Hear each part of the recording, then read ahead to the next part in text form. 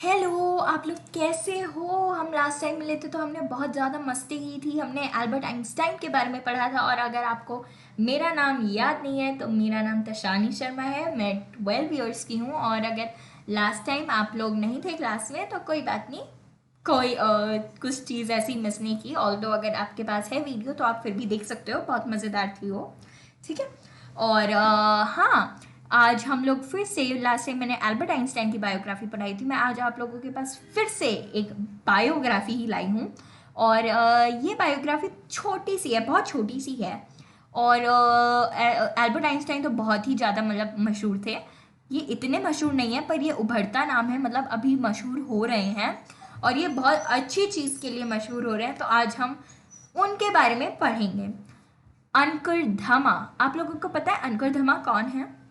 तो कहानी में तो हम पढ़ेंगे ही, पर अगर आप लोगों को बताए तो जल्दी से वीडियो स्टॉप करो और अपने क्लासमेट्स को बताओ कि अंकुर धमा कौन है।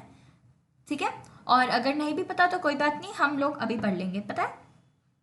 अच्छा, चलो, अगर आप लोगों को पता था तो आपने डिस्कस कर लिया होगा, और अगर आपको नहीं पता है तो कोई बात नहीं, हम चलो कंटिन्यू करते हैं। ठीक है। तो अनकर धमा, होप इन द डार्क।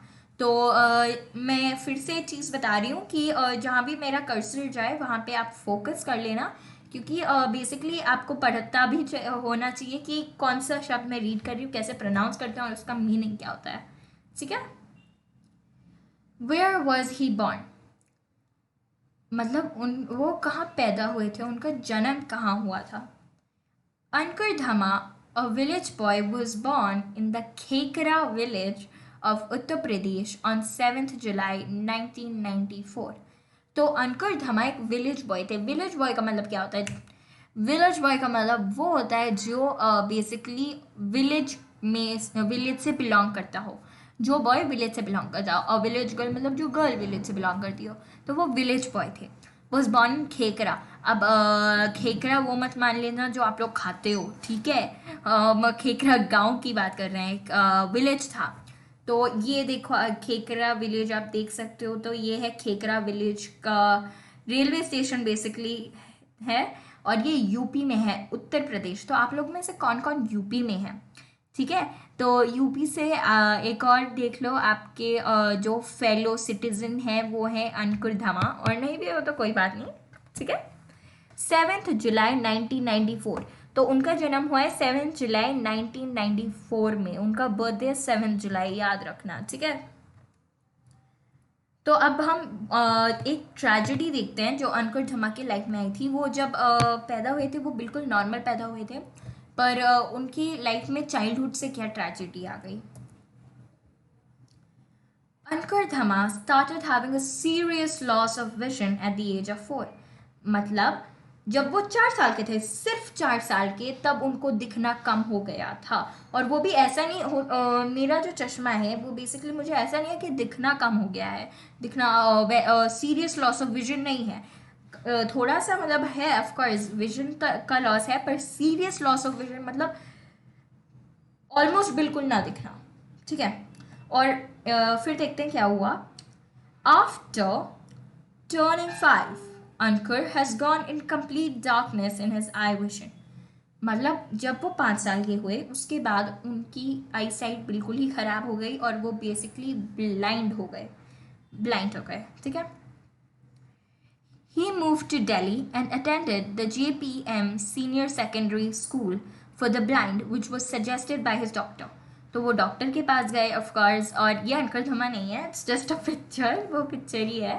पर डॉक्टर ने बोला कि मुझे एक प्लेस पता है, दिल्ली में है, वो यूपी में नहीं है। JPM सेकेंडरी स्कूल, वो ब्लाइंड के लिए है, और वहाँ तुम सही रहोगे। तो अंकुर धमा वहाँ गए और उन्होंने पढ़ाई शुरू की। ठीक है। At the same time pursuing his passion for the sport.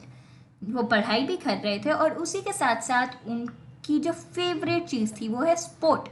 तो उन्होंने वो उसकी भी प्रैक्टिस करते थे। आप लोगों का फेवरेट स्पोर्ट क्या है? जल्दी से क्लास में डिस्कस कर लो, आपका फेवरेट स्पोर्ट क्या है। मेरा फेवरेट स्पोर्ट बास्केटबॉल है। डिस्कस कर लिया?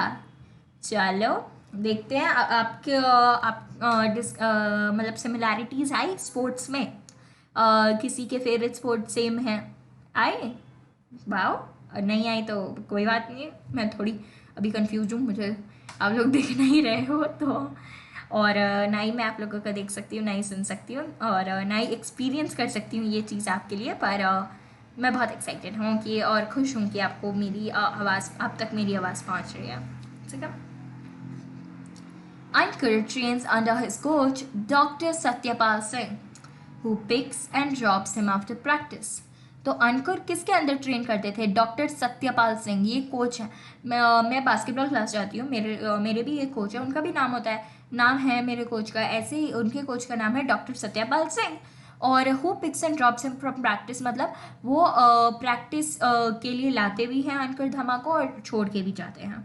For the rest of the things he is completely independent, मतलब जो भी अलग और भी चीज़ हैं उनके लिए वो completely independent, मतलब किसी के ऊपर डिपेंड नहीं है, वो आत्मनिर्भर है, और वही हम सबको बनना है, हम सबको आत्मनिर्भर बनना है।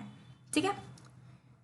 In 2016, he represented the country for the very first time in Paralympic Games, where he competed against the world's best athletes in Rio. तो 2016 में उन्होंने हमारी कंट्री को रिप्रेजेंट किया, कहाँ पे? पैरालंपिक गेम्स में। और उन्होंने किसके अगेंस्ट कम्पीट किया? वर्ल्ड के जो बेस्ट एथलीट के उनके अगेंस्ट। पैरालंपिक गेम्स क्या होता है मैं आपको बताती हूँ। ठीक है। पैरालंपिक्स, तो आप लोगों ने ओलंपिक्स देखे हैं जिसमें जिम्नास्टिक्स होती है, जैवलिन थ्रो होता है, और बहुत सारी अलग स्पोर्ट्स होती हैं, है ना? तो हम लोग, हमारी कंट्री ने अभी जैवलिन थ्रो में भी जीते थे ओलंपिक्स, याद है? तो ऐसा ही एक ओलंपिक है, वो डिसेबल्ड के लिए है। तो डिसेबल्ड जिनके बेसिकली जिनको पैर में प्रॉब्लम है, हाथ में प्रॉब्लम है, जिनको दिखता नहीं है, सुनता नहीं है, ठीक है, तो जिससे वो भी अपनी कंट्री को प्राउड कर सके और अपने टैलेंट शोकेस कर सकें। ठीक है। बस मुझे एक चीज़ बतानी है आप लोगों को डिसेबल्ड के बारे में। मुझे लगता है वो हमसे ज़्यादा स्ट्रांग है। क्यों? क्योंकि उनके अंदर इतनी सहन शक्ति है कि वो इतनी उनको जो भी परेशानी है वो उन सब चीज़ों का सहनते हैं। और हम लोग मतलब बिल्कुल वो हैं, हमें जो परेशानी नहीं है हम लोग वो भी मतलब बेसिकली हम लोग फिर भी लेज़ी हो जाते हैं, है ना? तो बेसिकली डिसेबल्ड जो हैं उनको रिस्पेक्ट करना, आप लोग कभी भी मिले या हेल्प किए या फिर आप में से भी कोई हो तो बुरी बात नहीं है कि हो, क्योंकि इट्स नेचुरल। ठीक है। तो कभी भी हमेशा अगर मिले तो रिस्पेक्ट करना उनको, कभी ये मत सोचना कि उनके पास ये परेशानी है और इनका मजाक उड़ाया जाए, नहीं। ठीक है डन, चलो। Now Ankur Dhama is one of the well-known Indian para-athlete and is now making our country proud. तो अब अंकुर धामा वेल नोन इंडियन, मतलब हमारे देश के जाने माने पैरा एथलीट, मतलब ये एथलीट, पता है ना, भागना भागना भागना भागना, तो ये एथलीट है। अब जाके जो मैंने स्टार्टिंग में क्वेश्चन पूछा था ना, ये क्या है? पैरा एथलीट है ये, यहाँ पे आपका आंसर है para athlete, and is now making our country proud. अब उन्होंने हमारी कंट्री को प्राउड किया है।